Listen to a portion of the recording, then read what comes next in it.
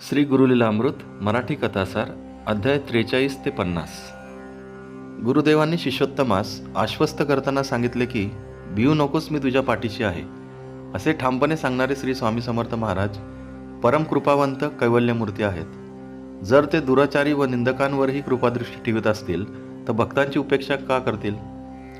याच कारणास्तव त्यांना शरण जावे, त्यांना प्रेमपूर्वक बजावे, सदाचरणाने वागावे, म्हणजे आपले कार्य सफळ व सुफळ होते.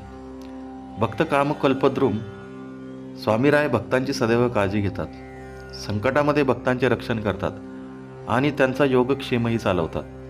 अशा या भक्तवत्सल स्वामीरायांच्या अन्य लीला श्रवण कर. अक्कलकोट संस्थान जप्त झाल्यामुळे मालोजी राजे 3 महिने सोलापुरास होते. याच दरम्यान श्री स्वामी महाराज सोलापूर जवळील कुंभारी गावास गेले असता त्यांच्या दर्शनार्थ सांगलीचे संस्थानिक श्रीमंत तात्यासाहेब पटवर्धन ऐश्वर्यासह गेले. ते पाहून स्वामी म्हणाले, काय रे, हा कोणाचा भाट आहे? पहिली वाट विसरलास वाटतं. ते ऐकून पटवर्धनांना अंतरीची खून पटली व ते स्वामीचरणी शरण गेले. सोलापूर मुक्कामी महाराज असतेवेळी घडलेला हा प्रसंग पटवर्धनांनी मालोजी राजांस सांगितला. स्वामी महाराजांची बऱ्याच काळापर्यंत भेट झाली नसल्याकारणाने मालोजी राजे बेचैन झाले होते. तेव्हा लागलीच त्यांनीही स्वामी महाराजांची भेट घेण्याचे ठरवले. धर्मराज थोबडे यांच्या मळ्यात आलिशान सोहळ्यात उभयतांची भेट घडून आली. समस्त सोलापूरवासीय या सोहळ्याला हजर होते. हा समारंभ बघायला अवघं सोलापूर लोटलं. मात्र चन बसप्पा नावाच्या धनिक वाण्याला सोलापूरच्या ग्रामस्थांनी एका संन्याशाला बघण्यासाठी गर्दी करणं मूर्खपणाचं वाटलं. त्यानं या गोष्टीचा उपहासही केला. तरीही त्याला गुरुसिद्धप्पा नावाच्या त्याच्या सावकार मित्राने बडेबडेच या सोहळ्यासाठी नेले असता चन बसप्पाला श्री स्वामी समर्थांच्या जागी कैलास नायक सिद्धेश्वर पार्वतीसह विराजमान असल्याचे दिसून आले. तसा चैन बसप्पा चकितच झाला आणि आपण स्वामींविषयी उपहासाने बोलल्याचा त्याला पश्चाताप झाला व तो स्वामींना शरण गेला. त्याने स्वामींना पिंडीसह शिवलिंग अर्पण केले. त्याची स्थापना स्वामींनी बुधवार पेठेतील मठात केली. अक्कलकोटच्या संस्थानात रिजंट म्हणून कार्यरत असणाऱ्या दादासाहेब विंचुरकरांच्या मांडीवर श्वेतकुष्ठाचा डाग उत्पन्न झाला. त्यांनी हा प्रकार स्वामींच्या कानी घातला तेव्हा स्वामी म्हणाले, तुझ्या बोटातील पांढऱ्या खड्याची अंगठी अर्पण कर, म्हणजे हा डाग जाईल. स्वामींच्या सांगण्यानुसार केले असता विंचुरकरांचे कुष्ठ नाहीसे झाले. चोळप्पाचा मुलगा कृष्णप्पा त्याची मुंज होताच अवघ्या 15 दिवसांनी महामारीच्या साथीमध्ये दगावला.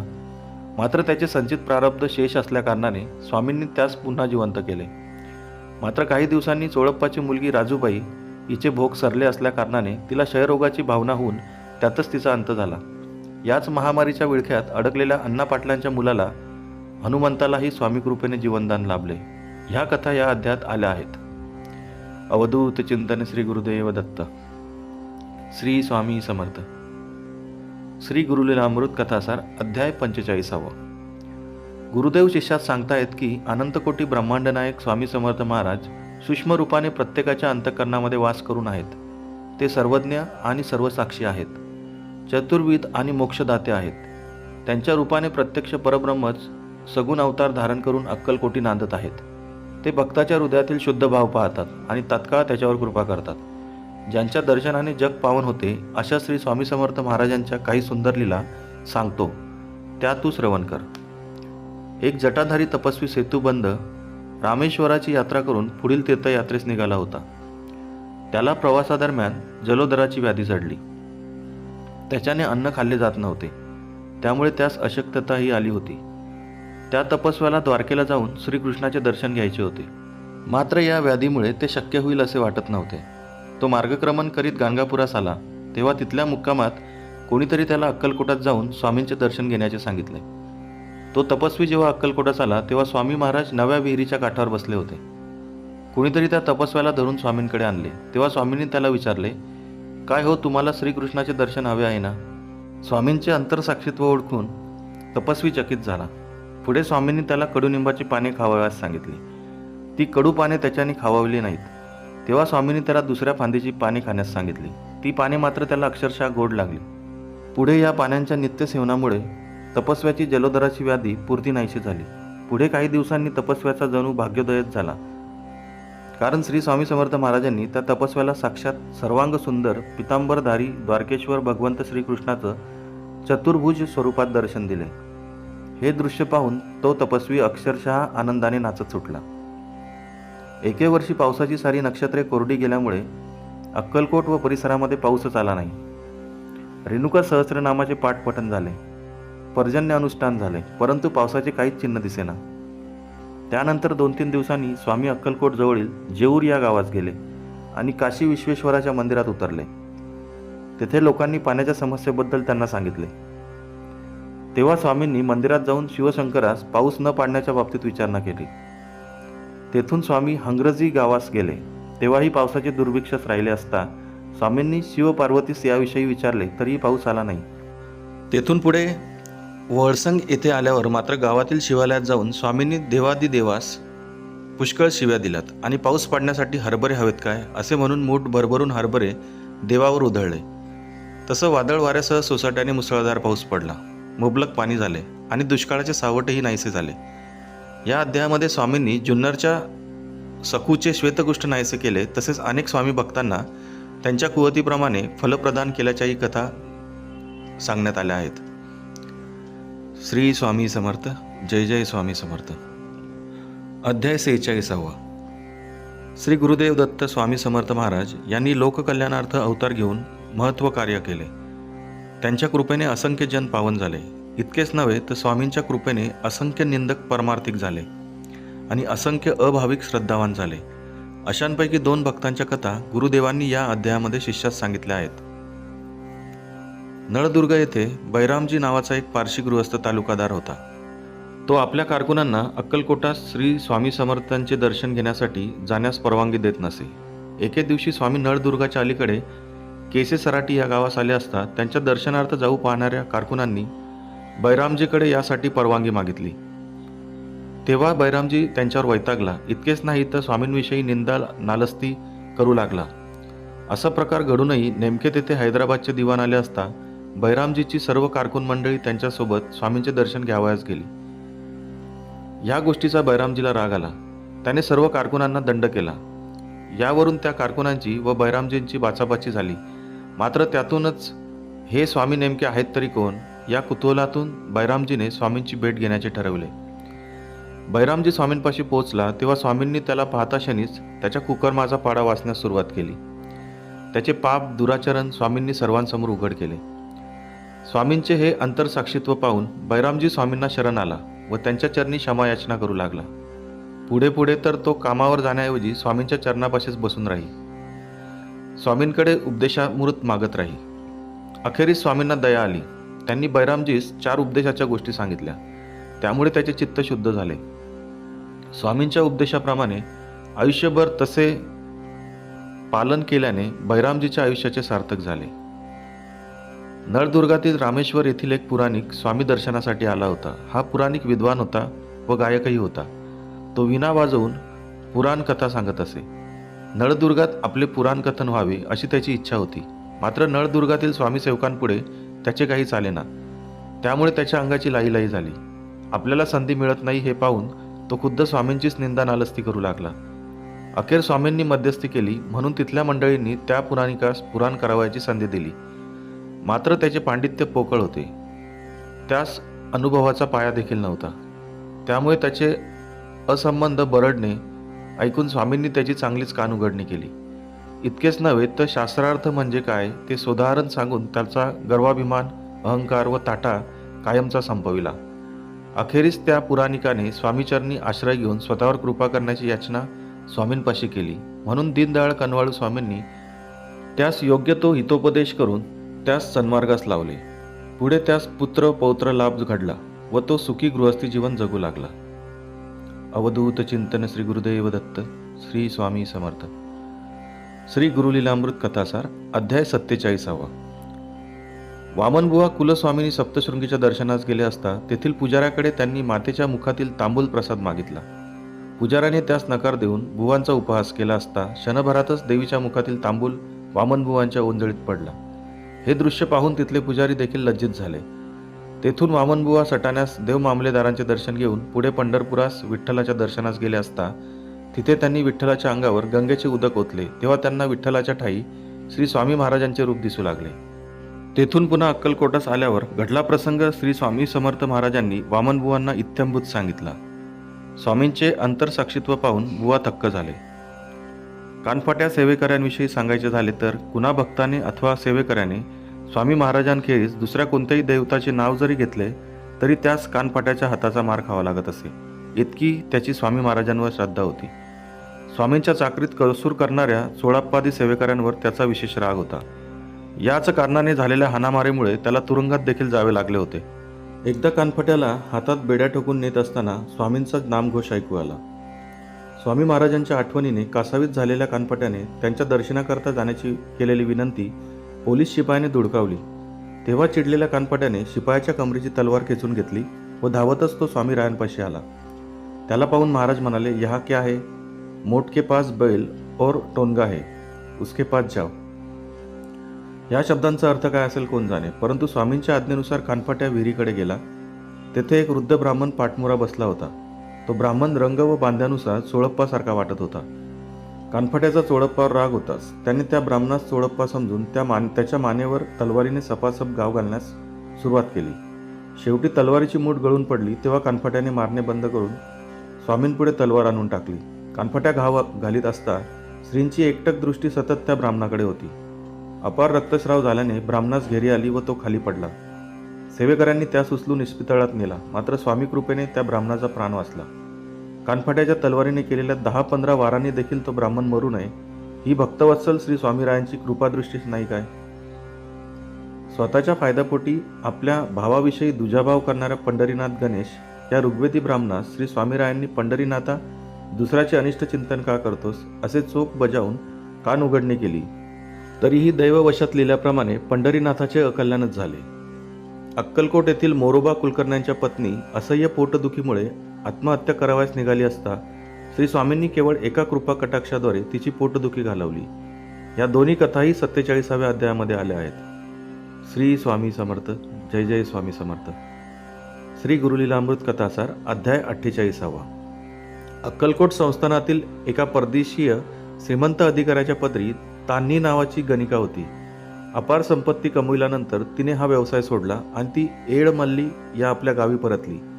एकदा श्री स्वामींची स्वारी एडमल्ली येथे आली असता तान्ही त्यांच्याकरिता भोजन घेऊन आली. तेव्हा तिच्या मनातला संशय आणि विटाळा जाणून स्वामींनी तिच्याकडील भोजन स्वीकारण्यास नकार दिला. ही तान्ही नायकींपुढे श्री स्वामी समर्थ महाराजांच्या भक्तीमध्ये रममान झाली. एडमल्ली गावाहून पुढे कोनळी या गावी श्री स्वामी समर्थ गेले असता प्रदीर्घ वाटचालीमुळे स्वामींच्या सोबतीस असलेले सर्वजण भुकेने व्याकुळलेले होते. तेव्हा साक्षात अन्नपूर्णा मातेने प्रकट होऊन सर्वांना भोजन पुरवले.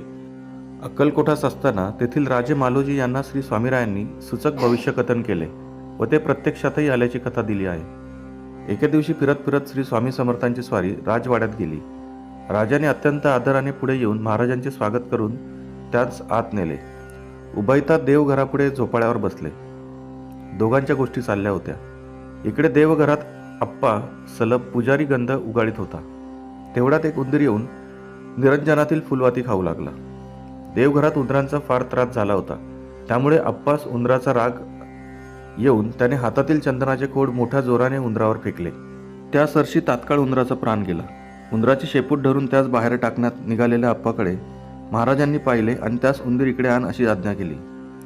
आप्पाने महाराजांच्या हाती उंदीर दिला. महाराजांनी त्या उंदरास झोपाळ्याच्या कड्यातून इकडून तिकडे व तिकडून इकडे अशी 5-10 वेळा काढघाल केली आणि त्यास हातात घेऊन "बच्चा जाव" म्हणताच उंदीर जिवंत होऊन ताडकन उडी मारून पळून गेला. हा चमत्कार पाहून राजास महाराजांच्या अद्भुत शक्तीबद्दल मोठा चमत्कार वाटला. हा चमत्कार घडला त्याच वर्षी श्रीमंत मालोजी राजे सालाबादप्रमाणे गुरुप्रतिपदेच्या उत्सवात गाणगापुरी येथे गेले. त्रिरात्र तेथे वास करून ब्राह्मण भोजन घालून राजेसाहेब परतण्याची तयारी करू लागले.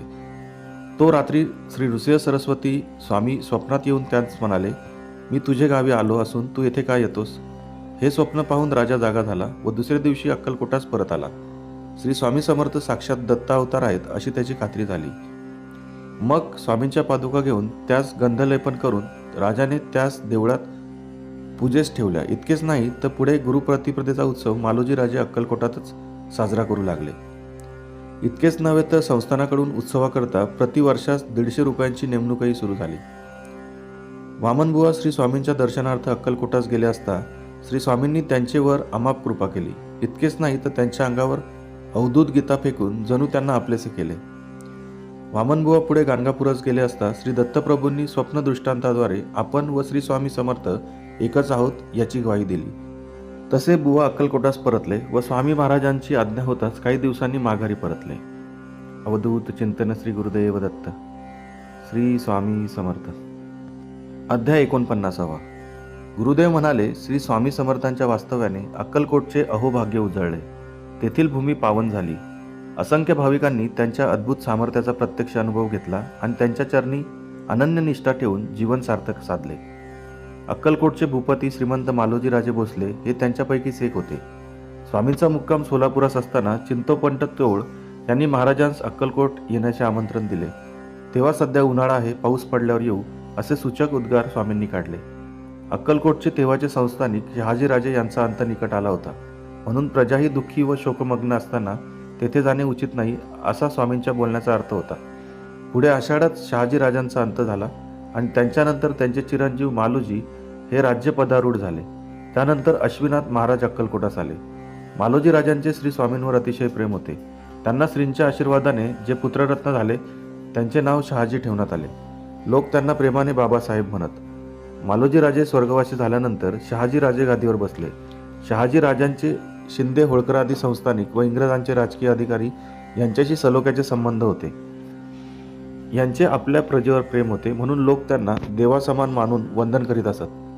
पुढे प्रारब्धवश त्यांची प्रकृती बिघडली. शहाजी राजांना बरे वाटावे म्हणून त्यांनी अनेक उपाय केले, पण गुण आला नाही. वयाच्या 29व्या वर्षी ते कालवश झाले. टिकाजी नामक एक कुलीन सद्गृहस्थ जे पांडुरंगाचे निस्सीम भक्त होते ते सोलापुरास राहत होते. त्यांचा ज्येष्ठ पुत्र पिराजीराव व द्वितीय पुत्र विठ्ठलराव हे दोघेही बुद्धिमान, चतुर व सरळ स्वभावाचे होते. एके दिवशी पिराजीराव श्रींच्या दर्शनासाठी अक्कलकोटास आले. त्यावेळी महाराज पटवर्धनांच्या गणेश मंदिरात होते.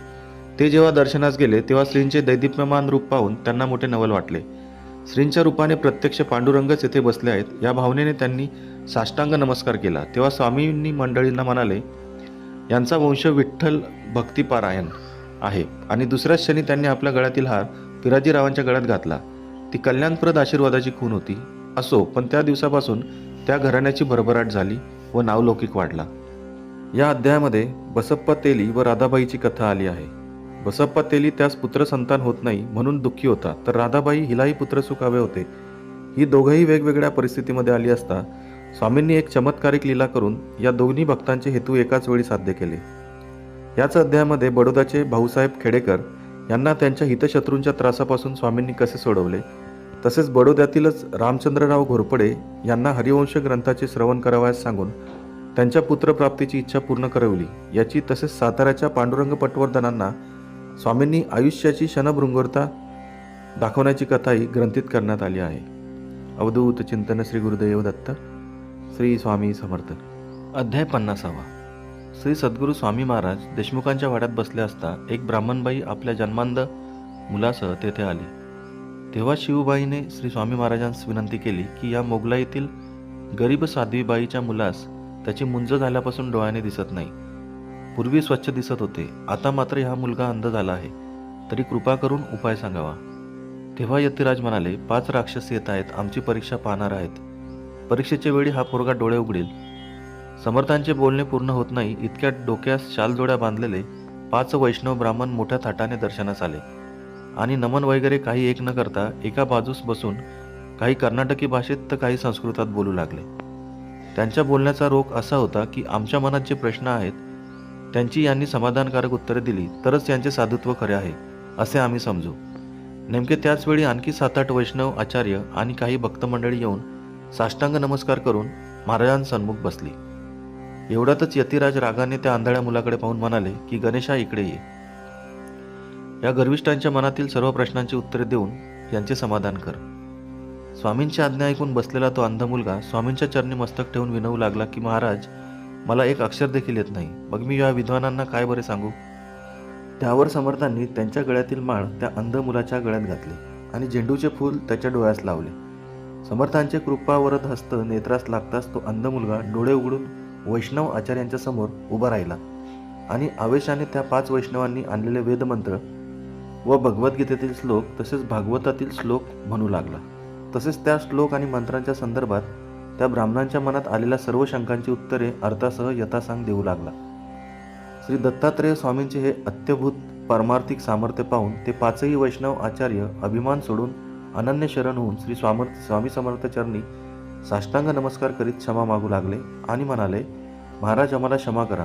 आम्ही धन, गृह आणि विद्याभिमानाने माजलो आणि आपली परीक्षा पाहण्यासाठी इथवर आलो. आमच्यासारखे मूढजन आपले निरंतर अपराध करीतच असतात, तरी आपण त्यांना क्षमा करता. ते ब्रीद आताही पाळा एवढीच विनंती आहे. तुम्ही प्रत्यक्ष परमेश्वर आहात आणि तुमच्या वाचून आम्हाला कोणीही त्राता नाही. त्यावर श्री स्वामी महाराज म्हणाले, आपण आपल्या मातेकरवी जन्मभ्रष्ट आहात. आपणाला चूक उमगून आली, यातच सर्व काही आले. गंगास्नान करून वेदविहित धर्माचे श्रद्धेने आचरण करा. नित्य सत्कर्म करीत राहा, म्हणजे पापमुक्त व्हाल आणि निर्विकल्प स्थितीने प्रारब्ध भोग भोगून अंती सायुज्य मुक्ती मिळवाल. त्या वैष्णवांनी स्वामी समर्थांचा जय जयकार केला आणि ते मार्गस्थ झाले. याप्रमाणे अहंकारी वैष्णवांचे निमित्त करून स्वामीरायांनी अंध मुलावर कृपा करून त्यास डोळस व विद्वान केले. अवधूत चिंतन श्री गुरुदेव दत्त. श्री स्वामी समर्थ.